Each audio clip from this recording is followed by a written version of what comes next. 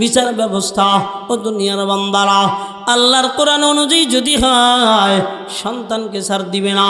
আল্লাহর কোরআন অনুযায়ী যদি হয় দুনিয়ার জমিনে বান্দারা না কাউকে দুনিয়ার জমিনে ছাড় দেবে না। নবী আকরাম সাল্লাল্লাহু আলাইহি ওয়াসাল্লাম ওনার গোত্রের এক নারী চুরি করেছিল। কি চুরি করেছিল। যখন চুরি করলেন আল্লাহর বান্দি, ইতিমধ্যে চোর ধরা পড়ে গেল। আল্লাহর বান্দি ঘোষণা হয়ে গেল, নবীজির পক্ষ থেকে এবার ঘোষণা হয়ে গেল, আস-সারিকু ওয়াস-সারিকাতু ফাকতাউ আইদিয়াহুমা। চুরি করেছে, হাত কেটে দাও।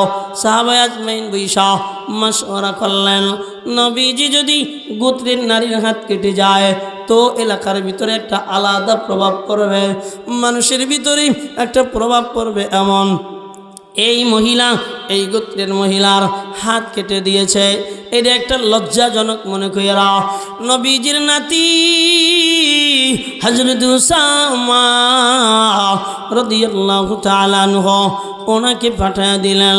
নবীজির নাতি যায়েদ বিন হারেজের সন্তান ওসামা নবী বড় আদর করতেন। যায়েদ বিন হারেজকে নবী বড় আদর করতেন, এত আদর করতেন বাবা দীর্ঘদিন পর সামনে দাঁড়াইয়া চোখের পানি ছেড়ে দিলেন, ও বাপজান চলো না, দীর্ঘদিন পর তোমারে পাইছি, তোমার মা পাগল পড়া খায় গেছে, আমি বাবা কান্না করতে করতে চোখেও ভালো দেখি না, চলো। যায়েদ বিন হারেজ ডেকে বলেছিলেন, আমি এমন পরশ মানুষের কাছে এসেছি তোমাদেরকে ছাড়তে পারি রে, আমি মায়ার নবীকে ছাড়ব না। এমন যুবক ভাইয়া যায়েদ বিন হারেজ সাইরা যায় নাই। ওনার সন্তান হযরত উসামা নবীজি এত আদর করতেন। হাসান আর হুসাইন নবীজিকে ডিস্টার্ব করলে নবীজি কষ্ট পেতেন না, ওসামাও যদি ডিস্টার্ব করতেন নবীজি কষ্ট পেতেন না। নবীজির কাছে হাসান আর কি বলে, নবীজির কাছে ওসামাকে পাঠায় দেওয়া হলো।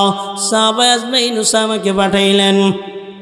ওসামা সামনে আগাইলেন, সামনে আগাইয়া এবার দাদা বাড়ি গলাটা জড়াইয়া ধইরা এবার ডাক দেখায়, দাদু একটা কথা বলার জন্য এসেছিলাম। কি বলবো বলো? এবার ডাক দেখায়, ও দাদু ভাই, তোমার গোত্রের নারীর হাতটা যদি না কেটে আঙ্গুল কাইটা দিতা তো একটু ইজ্জতটা বাঁচত। নবীজি আমার এবার দাঁড়ায় গেছে। নবীজি দাঁড়াইয়া এবার কসম খেয়ে বলে, আমার মেয়ে ফাতেমা যদি আমার কলিজার টুকরা আমার ঘরের ভিতর দিয়া চুরি করত, আমি আল্লাহর হুকুম বাস্তবায়ন করার লেগা আমার মেয়ে ফাতেমার হাত কেটে দিতাম। চিল্লা বলেন সুবহানাল্লাহ। কসম একবার, কসম দুইবার, কসম তিনবার, এমন আইন এমন নেতা ছাড়া বাংলার জমিনে সুষ্ঠু বিচার করা সম্ভব হবে না। ঠিক কি না? সম্ভব হবে। এক নম্বরে হলো বাবা অনেক রাত হয়ে যাচ্ছে, এক নম্বরে হলো নেই বিচার করবো তো ইনশাআল্লাহ, করবো তো ইনশাআল্লাহ। দুই নম্বরে হলো ওয়াল ইহসান। ও দুনিয়ার বান্দারা, এই জায়গায় ইহসানের ব্যাখ্যা মুফাসসিরিনে কেরাম করেন, ও বান্দা যখন নামাজ আদায় করো এই নামাজের ভিতরে এত বিনয় হয়ে যাওয়া, এত মধুময় হয়ে যাওয়া, যেই জায়গায় নামাজের সঙ্গে একটা মোহাব্বত লাগাইবা, ইহসানের সঙ্গে নামাজ আদায় করবা। আবার শোনো না, ইহসানটা কেউ কেউ বলেন এই দুনিয়ার মানুষের প্রতি ইহসান করবা, মানুষকে ভালোবাসবা, মানুষ যদি অন্যায় করে রে মানুষকে মাফ করে দিবা, মানুষ যদি তোমার জুলুম করে তুমি আল্লাহর রাস্তায় ক্ষমা করে দিবা। শোনো, একজন বান্দা রাস্তা দিয়ে চলমান একটা ভারী বোঝা নিয়েছে মাথায়, ও ভাই দাঁড়াও, 40 কেজি নিয়েছ, কষ্ট হয়, অর্ধেকটা তুমি আমার মাথায় দিয়ে দাও আর অর্ধেকটা তুমি নিয়ে যাও। সুবহানাল্লাহ। কমে না, তোমার কষ্টটা কম হবে। আসলে একটু ইহসান কইরা দেই, বলি কি বলি না? হ্যাঁ, নবীজি আমার মক্কায় ফাতে মক্কা নিয়া প্রবেশ করলেন। মক্কার মানুষগুলা পালায়ন করতে শুরু করলো। ভুয়া খবর, কি খবরে কথা কন? নবীজিকে বেঈমানের বাচ্চারা একটা ভুয়া খবর দিয়ে জানায় দিলেন। ভুয়া খবরটা এলেই মোহাম্মদ ভালো না, মোহাম্মদ একটা সন্ত্রাস, মোহাম্মদ মদিনায় আসছে, মদিনা থেকে মক্কায় আসছে বিজয় নিয়া, মোহাম্মদ আম করে বাঁচতে দিব না, চলো মোহাম্মদের খারাপ পরিবেশে থাকা লাগবে না। জবান খুলে বলবেন না নাউজুবিল্লাহ। না না, নবীজি আমার এমনিভাবে মক্কার গলির ভিতরে দাঁড়ায় রইলেন। তাকায় দেখে একটা বুড়িমা টুপলা টাপলে নিয়ে ফালায়া যাইতেছে, দৌড়ে আগাইছে। ও বুড়িমা,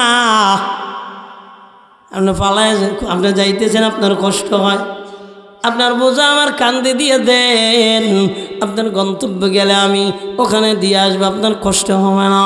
কি যে মায়া, কি যে ভালোবাসা। নবীজি আমার টোফলা টাপলি কান্দে লইয়া বুড়ির পিছনে হারে।